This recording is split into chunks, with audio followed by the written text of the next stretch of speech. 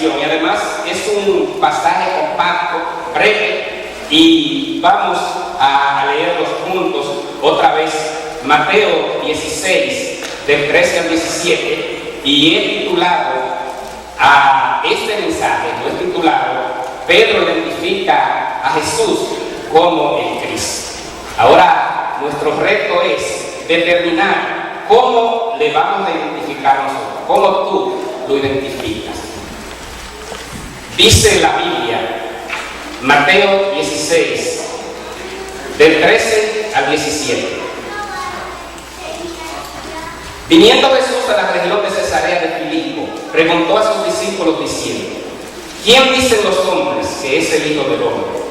Ellos dijeron, unos Juan el Bautista, otros Elías, otros Jeremías o algunos de los profetas. Y él les dijo: ¿y vosotros quién decís que yo soy, que soy yo? Respondiendo Simón Pedro dijo: tú eres el Cristo, el Hijo del Dios viviente. Verso 17.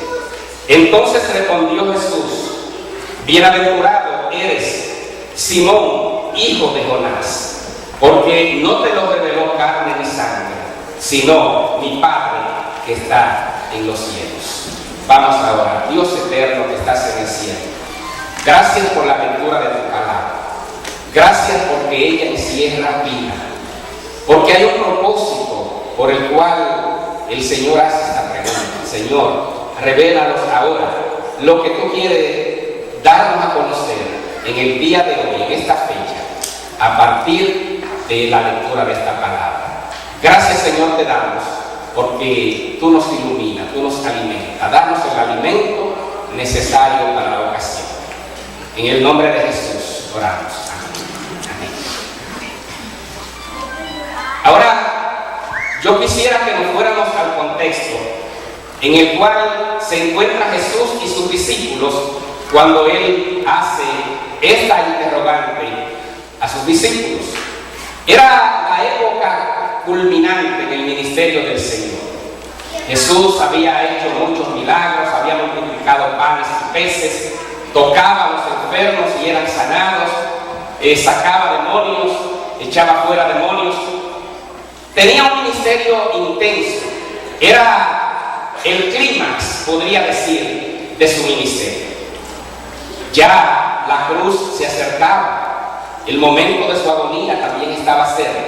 Él estaba como en una transición, estaba en un momento muy importante de su vida y ministerio. Cristo, durante su ministerio, fue para muchos el gran desconocido. Muchos dudaban acerca de su origen mesiánico, muchos le tenían como que hablaba y sanaba en nombre de Belcebú, es decir, el príncipe de los demonios, Satanás mismo.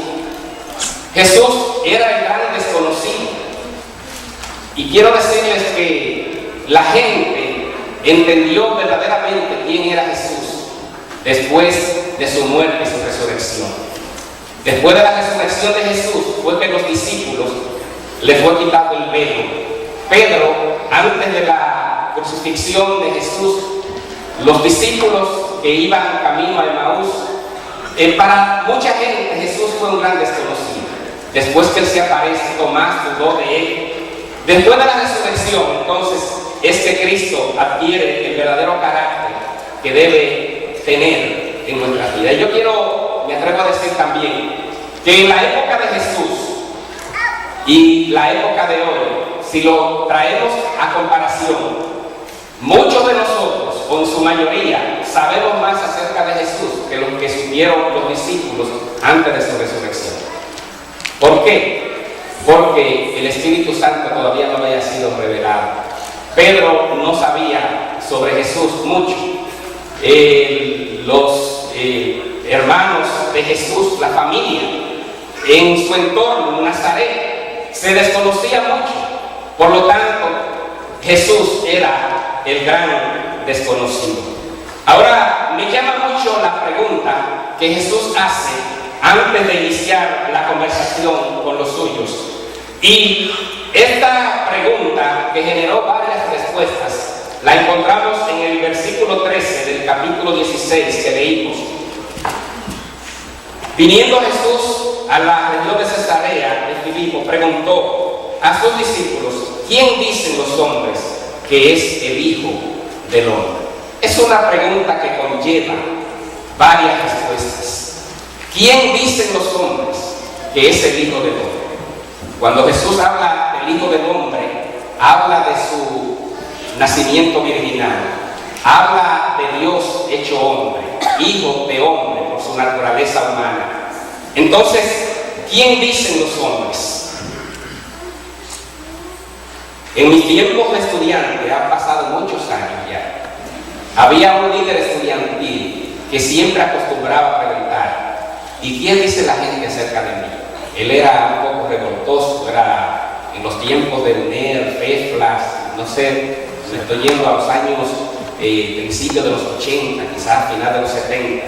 Y él era un dirigente estudiantil. Y él le interesaba saber qué dice la gente de mí. Él siempre preguntaba, porque él quería escuchar de viva voz qué opinión tenía la gente acerca de él. Y cuando se hace esta pregunta, parecería ser como que hay una falta de identidad, que hay inseguridad. Ahora, en el caso de Jesús, no fue así. Jesús sabía quién era. Jesús conoció su ministerio desde los 12 años, que se escapó, se quedó estudiando con los maestros de la ley cuando fueron allá a Jerusalén, porque los 12 años marcaban una época interesante en la vida de todo judío. Tenían ya ciertas libertades. Un jovencito de 12 años ya tenía cierta independencia. Y entonces él crece y va allá, y los doctores de la ley se maravillan acerca de la sabiduría con la que este niño hablaba. ¿Y qué le dice Jesús a los padres cuando dice: pero te hemos buscado por todo lado? ¿Qué dice el Señor? En los negocios de mi Padre me conviene estar. De manera que Jesús sabe, Jesús conoce su identidad. Él no era el ignorante acerca de quién era él mismo. Él sabía a qué había venido y conocía su misión. En otra ocasión, siendo ya adulto, estando en pleno ministerio, dice que fue al templo. Dice la Biblia que fue al templo. Y tomando el rollo del profeta Isaías, comenzó a leer. Comienza leyendo lo que de él se decía. Dice: el Espíritu de Jehová el Señor está sobre mí, porque me ha ungido, me ha enviado a sanar a los enfermos, a dar vista a los ciegos, a sanar a los heridos, a predicar el año agradable del Señor. Jesús conocía su misión.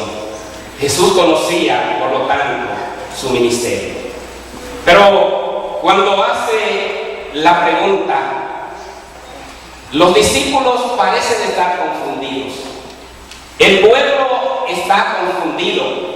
Y es, yo diría, a manera como de una encuesta, lo que el Señor quiere hacer, para que ellos mismos demostraran o testificaran acerca de lo que ellos creían que era Jesús, y también la gente. Porque saben que a veces estamos rodeados de personas y no podemos llegar donde está todo el mundo, donde están las multitudes. Y entonces tenemos gente como que están cerca de nosotros y nos dicen: mira, el dice ha dicho esto, se dice lo otro, se dice aquello. ¿Qué te parece de esto? Y es lo que Jesús está buscando tener como información de parte de los discípulos. Y vamos a ver la primera pregunta que trae consigo la primera respuesta. Dice el verso 14 que ellos dijeron: unos que tú eres Juan el Bautista.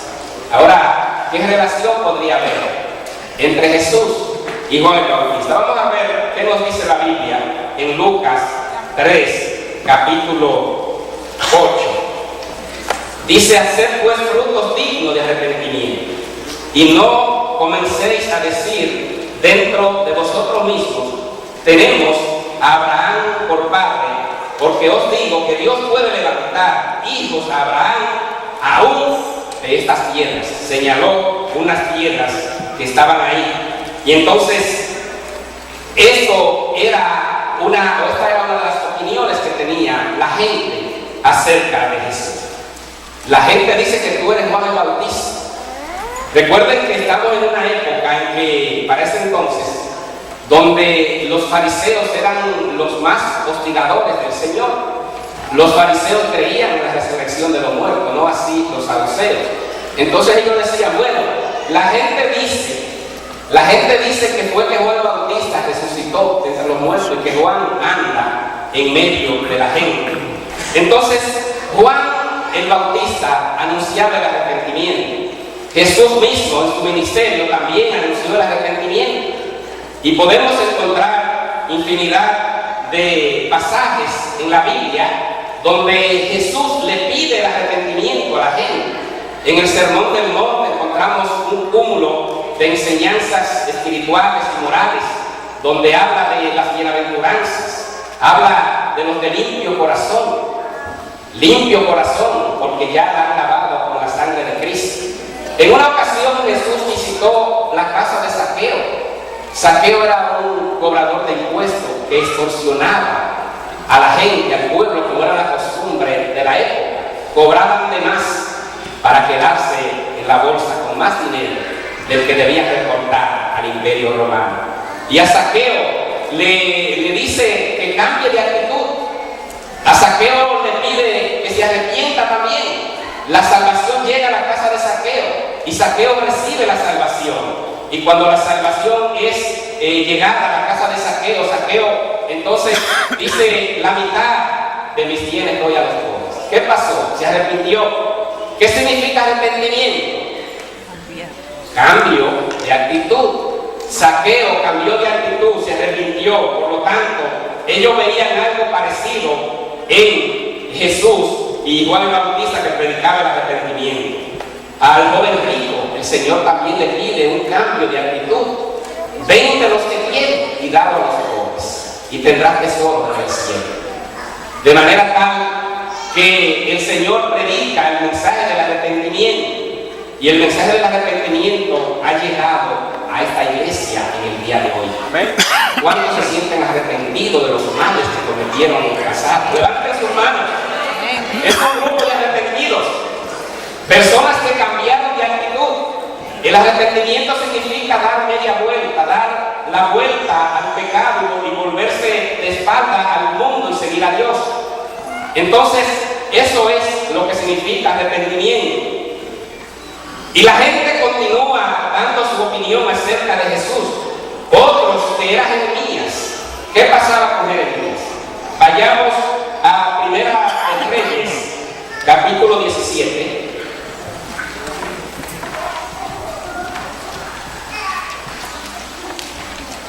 Los versículos del 20 al 22 dice, y clamando a Jehová, dijo, Jehová Dios mío, aún a la viuda en cuya casa estoy hospedado has afligido, haciéndole morir su hijo.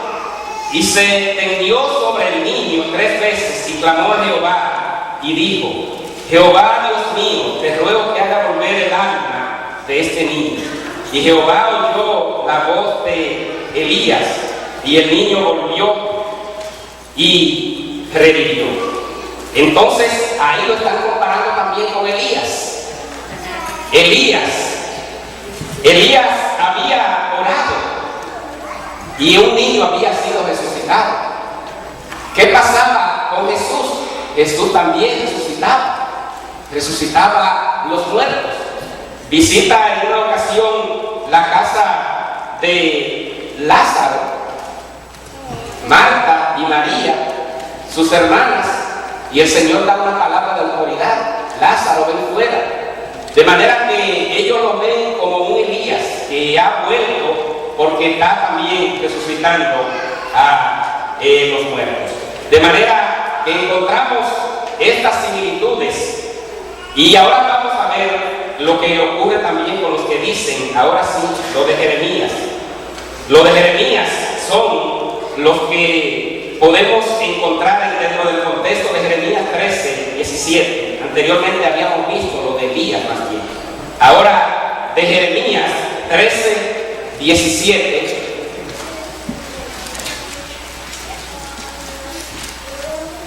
Mas si no oyeres esto en secreto, llorará mi alma a causa de vuestra soberbia, y llorando amargamente se desharán mis ojos en lágrimas, porque el rebaño de Jehová fue hecho cautivo. ¿Qué estaba pasando con Jeremías en este contexto? Jeremías era el profeta que lloraba por los pecados de su pueblo. Ahora, ¿recuerdan lo que pasó con Jesús? En una ocasión donde va y se acerca a los muros de Jerusalén y llora sobre los muros, mirando la ciudad perdida. ¿Y qué dice el Señor acerca de Jerusalén en su lamento? Jerusalén, Jerusalén, que matas a los profetas y apedreas a los que te son enviados. ¿Cuántas veces yo quise protegerte como la gallina cubre sus polluelos debajo de sus alas?